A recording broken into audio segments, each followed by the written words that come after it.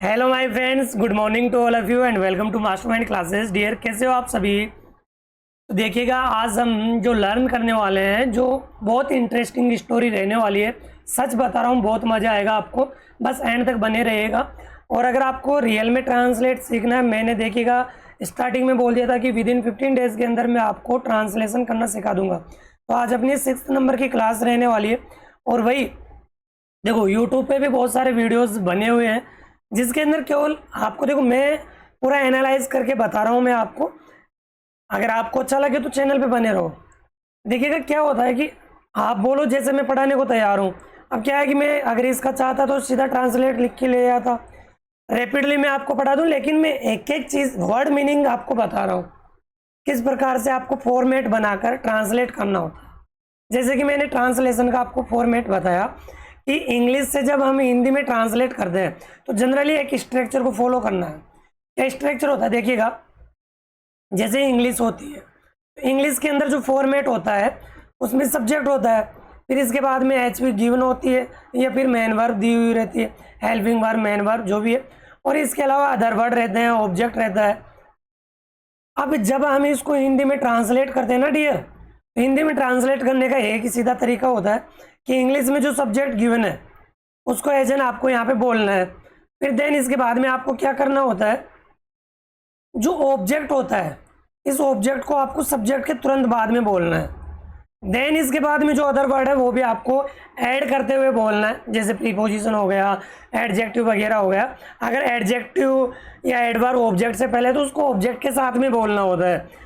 Then इसके बाद में अगर मेन वर्ब गिवन है तो मेन वर्ब बोलना है, और लास्ट में हेल्पिंग वर्ब बोलना है। जैसे कि मान लो कि हेल्पिंग वर्ब आपको गिवन हो, इस दे दे या एम दे दे या आर दे दे, तो इसका हिंदी ट्रांसलेट होता है लास्ट में है होता है, या हूँ होता है, या वो होता है। जनरली आप जानते होंगे।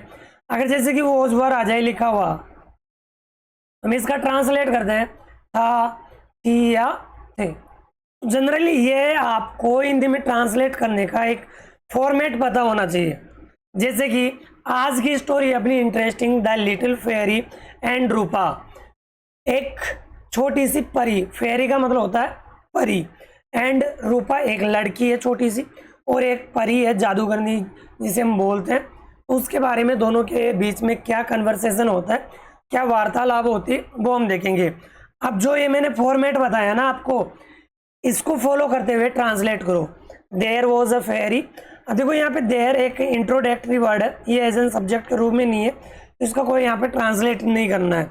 इंट्रोडक्टरी जब वर्ड होता है तो इसका कोई ट्रांसलेट नहीं करते हैं। अभी आप बोलोगे सर इंट्रोडक्टरी वर्ड क्या होता है, अब ये आप जो प्रोनाउन या एडवर्ब वगैरह पढ़ोगे ना तब समझ में आ जाएगी चीज़ें। वॉज अ फेरी, एक परी थी। अब देखो यहाँ पे ऑब्जेक्ट को ले आओ, क्योंकि इसका कोई अर्थ नहीं निकालना, इंट्रोडक्टरी है इसलिए कोई अर्थ नहीं निकालना देर का। एक परी थी, देखो वॉज आया तो इसको लास्ट में बोलना है। Her name was Champa, her name यानी उसका नेम, उसका नाम चंपा था। सब्जेक्ट क्या है यहाँ पे, हर नेम है ना, इसको बोलो।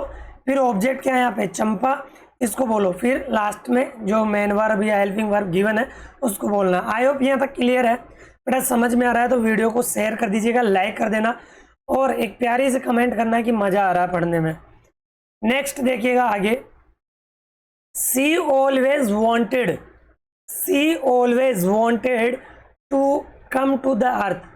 वह हमेशा, देखो ये एडवर्ब है तो एडवर्ब को पहले बोलो। वह हमेशा पृथ्वी पर आना चाहती थी। जैसे कि मैंने एक फॉर्मेट बताया था डियर कि जब टू से दो वर्ब जुड़ी हो, इधर भी वर्ब हो और इधर भी वर्ब हो, तो हिंदी ट्रांसलेट में इस वाली वर्ब को पहले बोलना है, और जो टू से पहले वाली वर्ब है उसको बाद में बोलना है। तो सी ऑलवेज, वह हमेशा, ऑब्जेक्ट क्या है, पृथ्वी, दैर था ना, तो वह हमेशा पृथ्वी पर आना चाहती थी। वांटेड यानी चाहना। डिक्लेयर, सॉरी क्लियर है। चलो आगे बढ़े। नेक्स्ट देखिएगा, मार्कर का कलर चेंज कर दें, ठीक है। One day when she came में closer to the earth. One day एक दिन, व्हेन जब, she came closer to the earth, वह पृथ्वी के नजदीक आई। अभी बार बार नहीं बोलूंगा कैसे क्या बोलना है, आप ट्रांसलेट खुद से करो। एक दिन जब, व्हेन का मतलब होता है जब, कब भी होता है लेकिन ये कंजक्शन के रूप में है। तो one day when she came closer to the earth, एक दिन जब वह पृथ्वी के नजदीक आई, क्लोजर एडजेक्टिव है, ठीक है। सी कफ्ट, देखो कपड़ नहीं बोलना है इसको, या कोकड़ नहीं बोलना है, कफ्ट। कफ्ट का मतलब जैसे कि कफ हो जाती है ना किसी के, काशी हो जाना, तो सी कफ्ट यानी उसने कासा, एंड कफ्ट यानी बार बार खांसती है वो, क्योंकि पृथ्वी के ऊपर क्या था। सी सेड टू हरसेल्फ, उसने स्वयं से कहा, मनी मन में कहा, आई डिड नॉट नाउ, मैं नहीं जानती थी कि earth has so much pollution, कि पृथ्वी इतनी दूषित है। मैं नहीं जानती थी कि पृथ्वी इतनी दूषित है। देखो अपने अर्थ के ऊपर कितना पोल्यूशन है, ऊपर ही देखो कहाँ से आती है, आसमान से आती है। तो जैसे वो पृथ्वी के नज़दीक आई तो वो खांसने लग जाती है, और उसने सोचा कि ये देखो पृथ्वी के ऊपर कितना पोल्यूशन है, मैं नहीं जानती थी, अगर पता होता तो मैं नहीं आती। Then she flew to the forest, then यानी फिर, सी यानी वह, फ्लू यानी उड़ गई, फ्लू यानी उड़ गई, सेकंड फॉर्म है फ्लो की, टू द फॉरेस्ट यानी फॉरेस्ट की तरफ उड़ के चली जाती है। व्हेन सी वॉज फ्लाइंग, जब वह उड़ रही थी, जब, व्हेन यानी जब, सी वॉज फ्लाइंग वह उड़ रही थी। देखो उड़ना, पहले मेन वर्ब पहले बोलो, फिर हेल्पिंग वर्ब बोलना। टू द फॉरेस्ट यानी फॉरेस्ट की तरफ, जब वह फॉरेस्ट की तरफ उड़ रही थी। हर वैंड, देखो वैंड का मतलब होता है जो जादुई छड़ी होती है, देखो ये है, वॉन्ड नहीं बोलना, इसको वॉन्ड भी बोल सकते हो और वैंड भी बोल सकते हो। तो उसकी जो वॉन्ड थी वो क्या हो जाती है, टूट जाती है, जो छड़ी थी वो टूट गई। वॉज ब्रोकन यानी टूट गई। सो सी वॉज अनेबल टू फ्लाई, अब वो उड़ने में असमर्थ हो गई। अनेबल का मतलब होता है असमर्थ, कैपेबल नहीं रहती है, इसलिए सो यानी इसलिए, सी वॉज अनेबल टू फ्लाई, इसलिए वह उड़ने में असमर्थ हो गई। देखो फ्लाई है सेकंड वर्ब है, इधर अनेबल फर्स्ट वर्ब है, सेकंड वर्ब पहले बोलना है और फिर फर्स्ट वर्ब बोलना है। आई होप यहाँ तक क्लियर है। देयर वॉज ए फाउलर, देखो फॉलर नहीं बोलना, इसको फाउलर बोलना है। देयर वॉज ए फाउलर, वहाँ एक जो हंटर होता है, शिकारी होता है, उसको फॉलर बोलते हैं। देयर वॉज ए फॉलर, एक शिकारी था, क्या था वहाँ पे, एक शिकारी था। वो was trying to catch birds, जो कोशिश कर रहा था पक्षियों को पकड़ने की। देखो ये वो किसके लिए आया, इस फाउलर के लिए आया, ये सिंगुलर है इसलिए सिंगुलर यहाँ पे वर्ब आ गई वॉज, ठीक है। अगर प्लुरल होता तो क्या आता है यहाँ पे, वर आता। He saw the little fairy, he saw the little fairy, उसने एक लिटिल फेरी को देखा, एक छोटी सी जादूगरनी थी उसको देखा। एंड थॉट और सोचा, हर एज ए वर्ड, एक पक्षी के रूप में। He caught and put her into a cage, देखो he saw the little fairy, उसने उस परी को देखा। एंड थॉट और सोचा, हर एज ए वर्ड, कि वह एक पक्षी है, यानी जो परी थी उसको ऐसा सोचा कि ये तो बर्ड है, पक्षी है। ही कोट, उसने उसको पकड़ लिया। And put her into a cage, और उसको एक पिंजरे में डाल दिया। केज का मतलब क्या होता है, पिंजरा। और ये ग्लोसरी देख लीजिएगा, फेरी का मतलब इमेजिनरी बीइंग, एक जादूगरी प्राणी। वैंड का मतलब होता है स्मॉल रोड, पोलर का मतलब हंटर, लिटिल यानी छोटा। तो ये ग्लोसरी है। समझ में आ रही है चीजें भाई, है मेरे डियर रसगुल्ला। अरे गोलू मोलू, कचो तो समझ में आ रहा हो तेरे को, या कचो ना समझ में आए, ठीक है हो गई भाई, हंसी मजाक के साथ में पढ़ता रहो। नेक्स्ट अपना, नेक्स्ट डे, अगले दिन, द फाउलर डॉटर, यानी जो हंटर था, शिकारी था, उसकी पुत्री। कल भी मैंने बताया था ना बेटा, ये जो एपस्ट्रोफी होता है, एपस्ट्रोफी एस होता है जिसका मतलब का, की, के, ये अर्थ होता है। तो याद रहना है और ये चीज़ें नोट करते हुए चलना है। तो जो हंटर था उसकी जो पुत्री थी रूपा, उसका नाम था रूपा, यहाँ पे दिखाई दे रहा होगा Rupa. Got food for her, यानी उस परी के लिए भोजन लेके आती है। Thinking she was a bird, ये सोचते हुए कि वह एक पक्षी थी। रूपा ने सोचा कि एक बर्ड है, उसके लिए मैं क्यों ना दाना पानी लेके चलूं। When Rupa came to the cage, जैसे रूपा केज के नज़दीक आई, टू पास यानी टू नज़दीकता को दिखाता है, प्रीपोजिशन है। जैसे ही वो केज के पास आई, सी सॉ, उसने देखा कि the bird was small girl, कि जो पक्षी है वो तो एक स्मॉल गर्ल है, छोटी सी लड़की है। ड्रेस्ड इन है सिल्वरी फ्रॉक, जो एक ड्रेस पहनी हुई थी, एक मतलब कपड़े पहनी हुई थी। ड्रेस का मतलब होता है कपड़े पहने हुए। ए सिल्वरी फ्रॉक यानी एक चमकदार चांदी की तरह चमक रही थी। विद टू विंग्स, जिसके टू विंग्स भी थे। हु आर यू, तुम कौन हो। हु आर यू, कौन हो। आस्क्ड रूपा, रूपा ने पूछा। चंपा रिप्लाइड, जो ये परी थी ना, इसका नाम था चंपा, चंपाकली।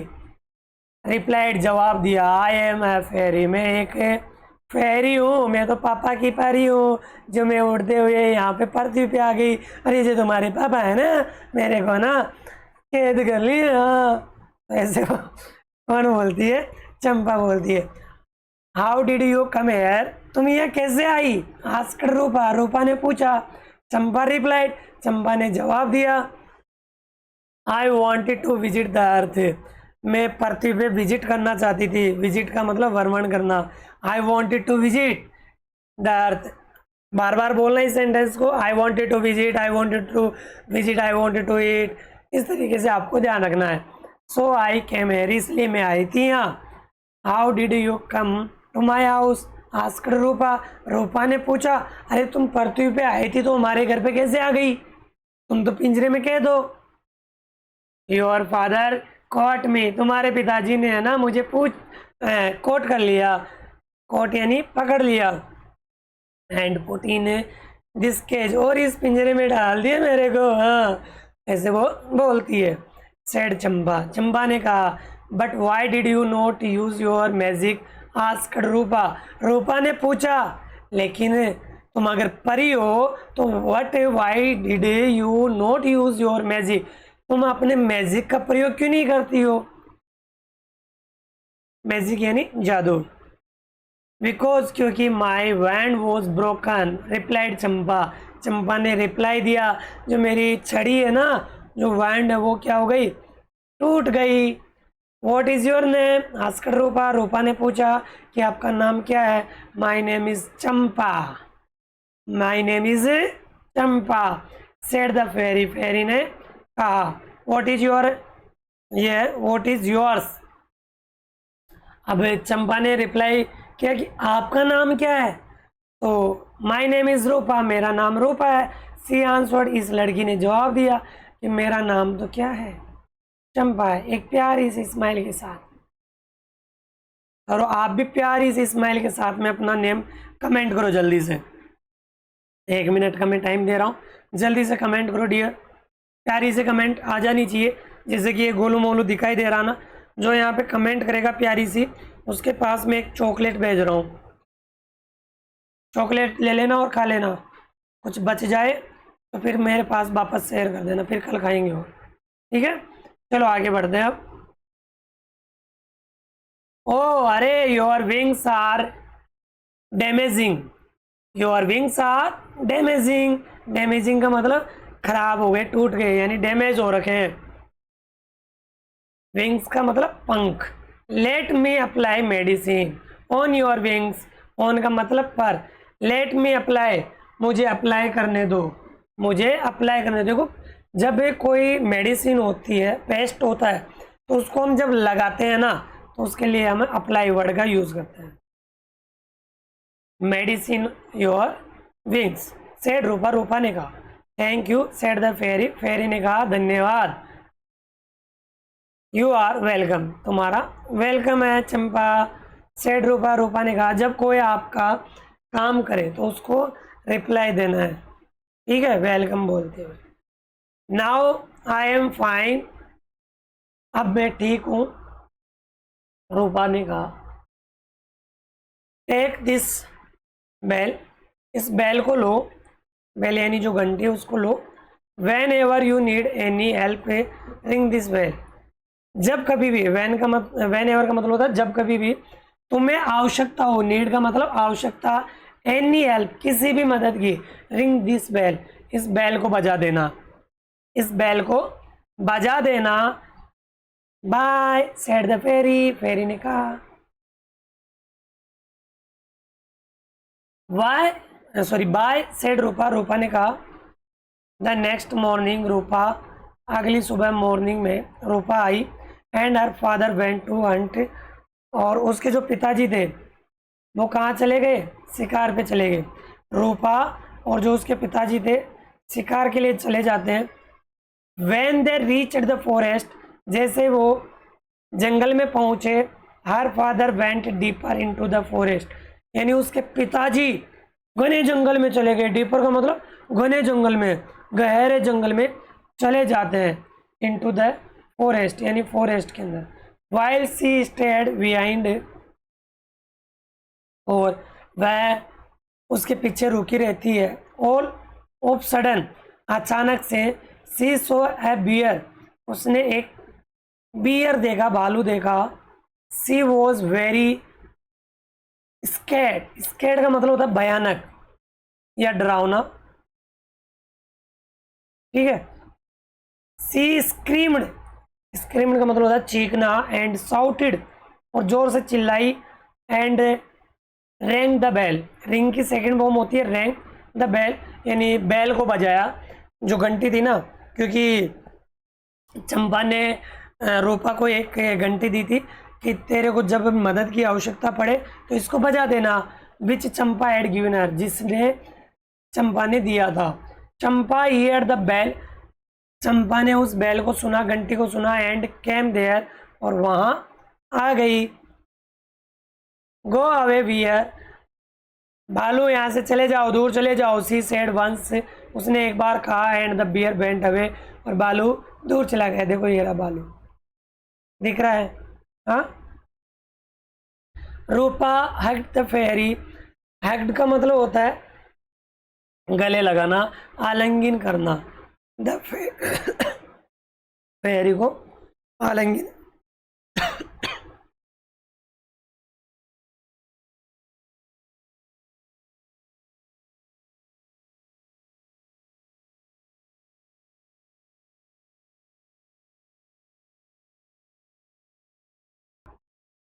Sorry dear. तो इसके बाद में वो फेरी को आलिंगन कर लेती है, गले लगा लेती है। एंड सेड, और कहा, थैंक यू वेरी मच, आपका बहुत धन्यवाद। After that both became best friend, इसके बाद, आफ्टर दैट का मतलब क्या होता है, इसके बाद, बोथ यानी दोनों, बिकेम यानी बन गई, सेकंड फॉर्म है बिकम की, बेस्ट फ्रेंड्स, दोनों आपस में बेस्ट फ्रेंड्स बन गई। And remained so ever after, और एक दूसरे को बाद में याद करने की वो कसम खाते हैं कि हम कभी फिर मिलेंगे। तो एक प्यारा सा तुम्हारा चैप्टर था, स्टोरी थी, ये मैंने कंप्लीट करवा दी है। क्वेश्चन आंसर जिस भी क्लास में पढ़ रहे हो उसको मैं बाद में बताऊंगा। तो आई होप ये स्टोरी आपको अच्छे से समझ में आ गई होगी डियर। समझ में आ गई, प्लीज़ एक बार लाइक ज़रूर कर दीजिएगा, वीडियो को शेयर करना है, जो भी आपके सोशल मीडिया पे फ्रेंड्स हैं उसको ज़रूर शेयर करना है। और एक प्यारी सी क्यूट सी एक कमेंट कर दीजिएगा, जिससे मेरा भी दिल गार्डन गार्डन हो जाए। भाई साहब मैं फूल कैसे घूमूंगा कि हाँ आपने कमेंट की है। और इस स्टोरी से आपको यही मोरल मिलता है कि अगर आप मदद करोगे तो कोई दूसरा आपकी मदद करेगा। और भाई साहब अगर आप मदद नहीं करोगे ना, किसी की हेल्प नहीं करोगे, तो हेल्प की कभी उम्मीद भी मत करना कि कोई आएगा और तुम्हारी मदद कर जाएगा। ताली एक हाथ से कभी नहीं बजती, इसलिए इस हाथ मदद करो और दूसरे हाथ मदद लो। बस यही बात याद रखना है। तो नेक्स्ट वीडियो में मिलते हैं, तब तक के लिए बाय बाय, टेक केयर।